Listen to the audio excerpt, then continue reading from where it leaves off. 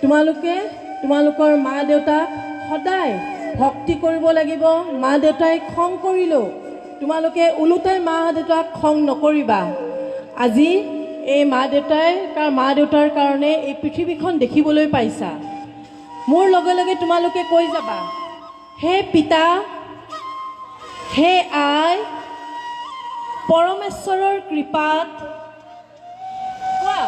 কৈ যোৱা, তোমালোকে নিমিত্ত হৈ আমাক বিনন্দীয়া পৃথিৱীখন চাবলৈ আৰু ৰভাগ পান কৰিবলৈ জন্মদান কৰিলা।